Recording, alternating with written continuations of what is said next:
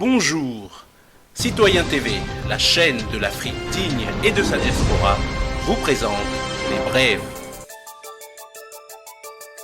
Au sommaire, Afrique du Sud, coopération sino-africaine, une cimenterie chinoise change la donne en Afrique du Sud. Afrique, coopération sino-africaine dans la lutte contre Ebola. Et pour finir, actualité en Russie.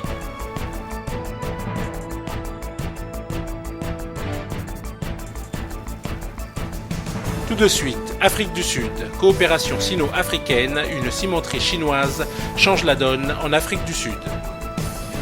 Le lancement de l'usine Mamba Cement est vu comme un miracle en Afrique du Sud. Afin d'en assurer le bon fonctionnement, le directeur général de la cimenterie, Majid Chuan, prend sur lui d'inspecter quotidiennement les installations, alors qu'il pourrait tranquillement rester dans son bureau. Ma raconte que la construction de l'usine ne fut pas un dîner de gala, ce qui ne l'empêche pas d'afficher sa fierté en ramassant une poignée de matériaux à peine sortis de la machine, bien qu'ils soient encore brûlants.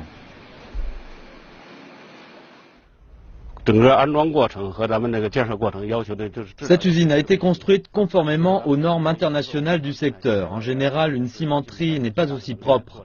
Les tests de production de la ligne se déroulent pour l'instant sans accroc, et en plus, nous l'avons construite en 14 mois, soit 8 mois de moins que prévu.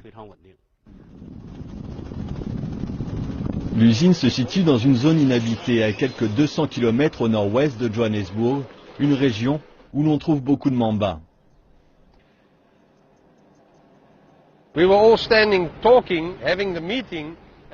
Un jour, on avait une réunion quand un serpent s'est approché de nous, et tout le monde a fait un bond de 2 mètres de haut. Le serpent est entré dans ce grand excavateur, il y est resté pendant 4 jours. Alors avec le directeur, on s'est dit pourquoi ne pas appeler l'usine Mamba.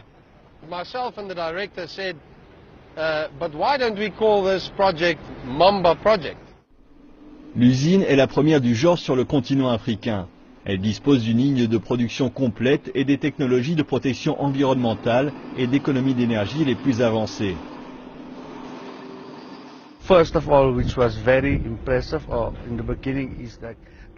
Alors ce qui était très impressionnant au début, c'est qu'il y a eu des lacunes au niveau du respect de nos lois environnementales de la part de la partie chinoise, mais nous sommes parvenus à régler le problème, et aussi la barrière de la langue.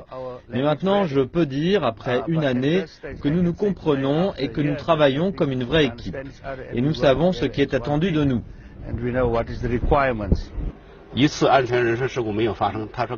Le conseiller m'a dit qu'il était très rare qu'aucun incident grave ne se produise dans un tel projet. Il a même dit que si j'allais construire une autre usine, il me suivrait.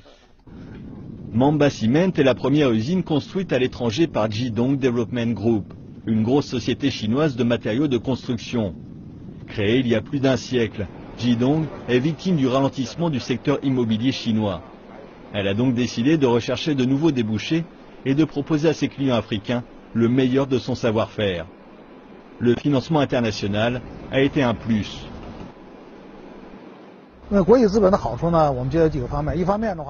C'est le premier exemple dans le monde du cimenterie financé avec une garantie de rentabilité. Cela signifie que le projet doit être parfait. Il constitue une montée en gamme pour le secteur local. Et on nous a demandé de construire des usines similaires dans d'autres pays. Les récents développements en Afrique du Sud et sur tout le continent ont fait exploser la demande de matériaux de construction. Et l'offre peine à y répondre. Ce pays, pendant les 40 dernières années, a été dominé par un cartel du ciment qui a été soutenu par le gouvernement de manière légale ou illégale. Et cela a eu pour conséquence un ciment de basse qualité mais au prix élevé. Nous ne faisons pas partie du cartel, nous sommes un opérateur indépendant, donc nous allons produire du ciment au prix le plus bas possible et à la qualité la plus élevée possible quand nous allons vendre ici. Je constate une demande élevée pour ce ciment au niveau du marché local et je vois que les autres producteurs doivent copier ce que nous faisons et imposer le même produit. Cela va donc bénéficier au pays tout entier au niveau de l'offre et de la qualité. La cimenterie, qui sera pleinement opérationnelle d'ici la fin de l'année, est devenue un site incontournable dans les paysages sauvages de l'Afrique du Sud. Tout de suite, Afrique, coopération sino-africaine dans la lutte contre Ebola. Ebola n'est pas un virus nouveau. Il est déjà apparu plusieurs fois depuis 1976. Mais l'épidémie de 2014, dans des pays comme la Guinée, le Libéria et la Sierra Leone, est très inhabituelle. En 2014, l'OMC a déclaré l'état d'urgence international. En quelques mois, l'épidémie a fait des milliers de morts. L'OMS a tiré la sonnette d'alarme et la Chine a immédiatement déployé toute l'aide humanitaire d'urgence nécessaire. La situation est assez sévère au-delà des capacités des pays affectés. Le temps, c'est la vie. La communauté internationale doit agir maintenant. Cet été, l'efficacité de la Chine a provoqué l'admiration dans le monde entier. Le gouvernement chinois a loué 23 avions, volant à travers 3 continents et dans les espaces aériens de 18 pays, pour transporter médicaments, matériel médical, vêtements protecteurs et thermodétecteurs. Pour ces nations africaines, cette aide a été cruciale. L'OMS a salué les actions de la Chine.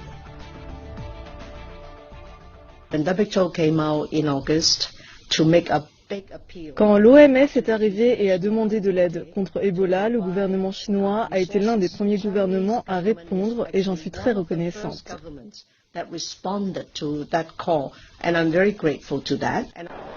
Il s'agissait de la plus grande opération humanitaire menée par la Chine à l'étranger jusqu'à ce jour, car la crise elle-même était d'une ampleur sans précédent.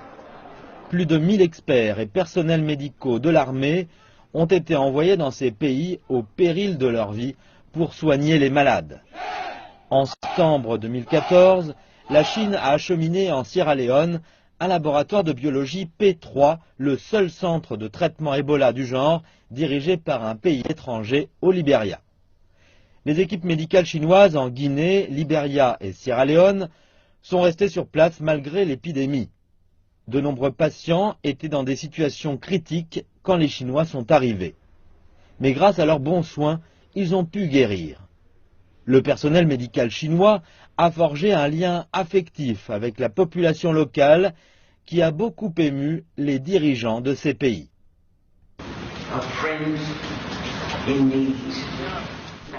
Vous nous avez prouvé que vous étiez des amis les meilleurs. C'est quand vous êtes touchés et à terre, quand vous avez des problèmes, des difficultés, et que la personne aux côtés, que vous compreniez que cette personne est une amie réelle. Mille merci et dites au président, au gouvernement et au peuple de Chine que nous serons toujours avec eux.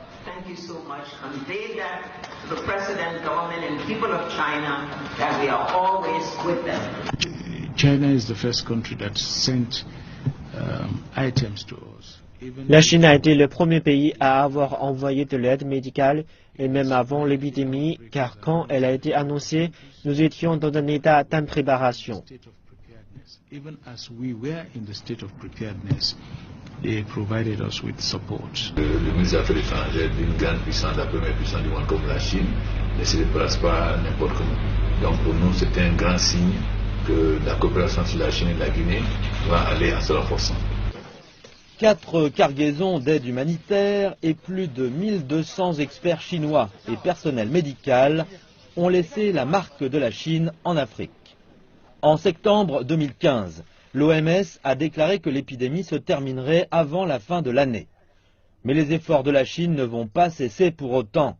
La Chine communique avec les nations africaines affectées pour préparer la reconstruction après l'épidémie et sur d'autres sujets de coopération. La Chine va continuer à jouer un rôle constructif dans le développement et la revitalisation de ces pays. La lutte contre Ebola a démontré le sens des responsabilités de la Chine en tant que grande puissance. Et ce genre d'aide est de plus en plus précieux avec les catastrophes qui se sont multipliées ces derniers. 12 jours après les attentats de Paris, la responsabilité du garde des Sceaux est mise en cause. À l'occasion d'un échange agité, Marion Maréchal Le Pen a placé Christiane Taubira devant ses responsabilités. Tandis que Bernard Cazeneuve souhaite désarmer les Français, les trafics prolifèrent. Mardi, un douanier a été abattu au cours d'une perquisition. Un coup de poignard dans le dos, déclaration de Vladimir Poutine après la destruction d'un avion de chasse russe par des F-16 turcs. La coalition contre l'État islamique pourrait être directement remise en cause. La Russie et la Turquie en guerre après la destruction d'un avion de chasse russe mardi au-dessus de la Syrie par des chasseurs turcs. La question mérite d'être posée. La tension entre les deux pays est à son comble. Les communiqués fusent de toutes parts et les deux pays s'affrontent sur le terrain diplomatique, d'autant que l'OTAN et les États-Unis s'en mêlent. Alexandre Orlov, l'ambassadeur de Russie en France, temporise pourtant la portée de cet incident grave. Une coalition contre l'État islamique avec les Turcs reste encore possible. La coalition voulue par Vladimir Poutine est-elle déjà menacée? Le président russe évoque un coup de poignard dans le dos, assurant que l'incident aurait des conséquences diplomatiques entre les deux pays. Moscou dément formellement que son chasseur ait survolé l'espace aérien turc. Pourtant, les pertes sont lourdes. Un pilote a été tué par les djihadistes, l'autre serait en sûreté avec l'armée syrienne. Interrogé au micro d'Europe 1, Alexandre Orlov, ambassadeur de Russie en France, indique qu'une coalition avec les Turcs reste encore possible. Mais nous sommes prêts à aller au-delà de la simple coordination pour planifier ensemble des frappes sur les positions de Daesh et constituer pour cela un état-major commun. Un état-major commun avec qui? Avec la France, avec l'Amérique, avec tous les pays qui veulent bien aller dans cette coalition. Et vous mettriez les Turcs aussi dedans? S'ils veulent, bien sûr. Le Premier ministre turc Ahmet Davutoglu affirme ce mercredi que son gouvernement n'a pas l'intention d'aggraver les tensions avec la Russie, pays amis et voisins. Le ministre russe des Affaires étrangères Sergueï Lavrov a émis des doutes sur le fait qu'il s'agisse d'un acte spontané et parle de provocation planifiée. Circonstance aggravante aux yeux des Russes, la Turquie s'est tournée vers l'OTAN dont elle est membre pour discuter de l'incident. Une réunion extraordinaire de l'organisation s'est tenue mardi. J'espère qu'Ankara et Moscou seront en contact et j'appelle au calme et à la désescalade. Comme nous l'avons répété clairement, nous sommes solidaires de la Turquie et soutenons l'intégrité territoriale de notre allié turc au sein de l'OTAN. L'ennemi commun devrait être le groupe État islamique et tous les efforts pour combattre l'EI sont les bienvenus. Il est important que nous tous, y compris la Russie, soyons guidés par l'objectif unique de vaincre le groupe État islamique.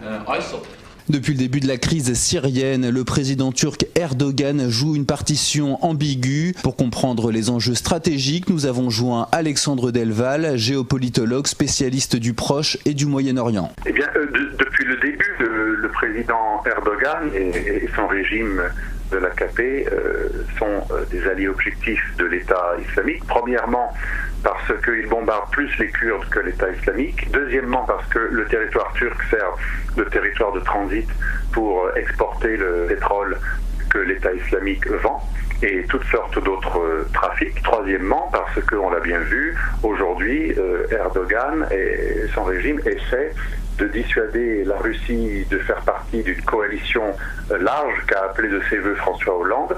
En abattant un avion russe et en saisissant l'OTAN, la Turquie essaie de jouer sur la solidarité à l'intérieur des pays atlantiques pour empêcher une union, un rapprochement entre les pays de l'Alliance atlantique et la Russie.